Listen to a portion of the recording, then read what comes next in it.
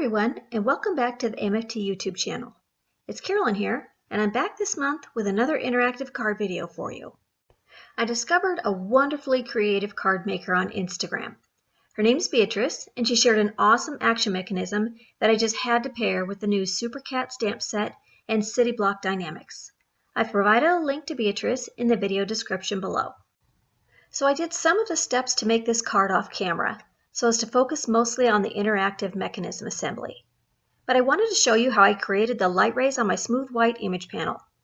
First, I blended some Mermaid Lagoon, Salty Ocean, and Blueprint Sketch distress inks onto my panel, and I also splattered some white watercolor to create a starry sky.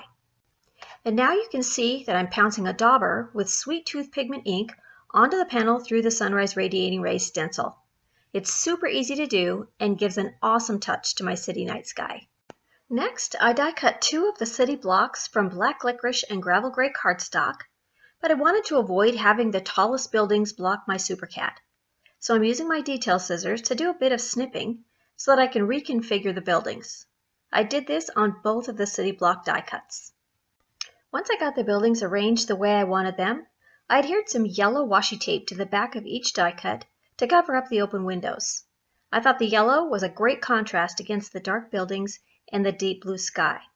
It's a little tedious, but a fun detail in my opinion. Once the windows are all covered, I can adhere the city block die cut pieces together with a couple pieces of Scotch tape. Go ahead and alter those die cuts with your scissors to make them suit your needs. I promise it's okay and can open up all kinds of possibilities for creating new scenes. I've rearranged the gravel gray city block die cut just like the black licorice one, but I staggered the buildings a bit so that when I layer the two on top of each other, it'll look like two different city blocks. Off camera, I stamped one of the sentiments from the Super Dog stamp set onto gravel gray cardstock using Sweet Tooth pigment ink, and then I heat embossed it with white embossing powder. I die cut it using the road die from the City Block Die-namics, and I'm adhering it to a 1.5 inch by 5 inch strip of gravel gray cardstock with some foam squares. I'm placing some thin 3D foam squares to the back of the gray city block die cut, and I'll adhere that onto the same gray strip just above the sentiment. And then I'll layer the black city block die cut on top of the gray one with more thin 3D foam squares. The thin 3D foam squares add just a hint of dimension without adding too much bulk. Next, I'm securing the largest of the spin and slide channel dies to the bottom area of the image panel with a piece of washi tape, and I'll die cut that off camera. I die cut a pull tab from smooth white cardstock using the pull tab die from the Volcano Die-namics, and I also trimmed a 1/2 inch by 4 inch piece of acetate that I'll die cut using one of the dies from the gift shaker window in Frame Die-namics. This piece will be used to launch our Super Cat into the sky. I positioned our Super Cat launcher onto the unrounded end of the pull tab, and I'm punching a hole through both of them using a 1/16 inch hole punch. And now I'm securing the pull tab and the Super Cat launcher together with a small brad.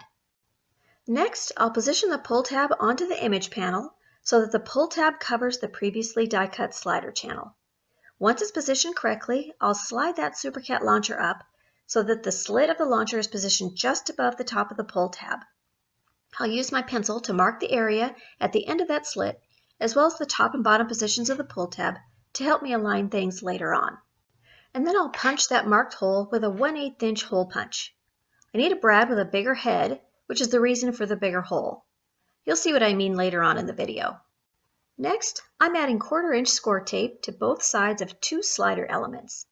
These slider elements are perfect for keeping the tab inside the track and moving smoothly and horizontally. I've secured the pull tab to the front of the image panel with a piece of washi tape, and I'm using those pencil marks to align it properly. I've adhered caps that I created from smooth white cardstock using the circle dies from the Surf and Turf Die-namics to the tops of each of the slider elements. I'm adhering one of the cap slider elements to the end of the pull tab through the slider channel and right up next to the brad prongs. And now I can slide that Super Cat launcher into position and place that big-headed brad through the slit of the launcher and the hole in the image panel. You can see that when I pull the tab, the Super Cat launcher tilts up and swings back, which is exactly what I wanted it to do. In fact, once I have that Super Cat launcher in position, it's a good time to place the second slider element into place. Again, through the slider channel and onto the pull tab. This one will act as a stopper so that the pull tab doesn't go too far or come out when pulled. It gives me butterflies every time I get one of these mechanisms to work. I wanted something to help keep the pull tab aligned when I pull it, without adding a lot of bulk. So I trimmed a 1/4-inch strip of printer paper. I've wrapped it around the end of the pull tab. I'll snip off the excess and glue the ends together to create a sleeve. Then I'll add glue to the back of the sleeve and slide it through the pull tab and adhere it to the image panel. And just like that, my pull tab is held in place by a simple strip of printer paper. Okay, so now I think we're ready to start assembling the rest of our card. I've adhered 2 layers of foam squares to the bottom of the assembled city block die cut, as well as to the upper areas of the city block that won't interfere with the movement of the Super Cat launcher. I've also staggered 2 layers of foam squares on the bottom of the image panel underneath the pull tab. But before I adhere the city block die cuts, I want to adhere the Super Cat that I stamped, colored, and die cut off camera, to spare you of the agony of it all, to the end of the Super Launcher. I've pulled the tab out as far as it'll go, and I'll adhere the Super Cat to the end with 2 layers of smaller foam squares. And then I'll push the pull tab in to put Super Cat back into her hiding position. And now I can adhere the city block die cuts to the image panel. I now need to pull the tab out to launch the Super Cat and trim off the excess acetate from behind her head with my scissors. And you can see that the mechanism works perfectly. Butterflies, people, butterflies. I'm adhering the assembled image panel to a 5.5-inch by 8-inch smooth white card base that I've scored at 4 1/4 inches, folded in half, and perfected the crease with my Teflon bone folder.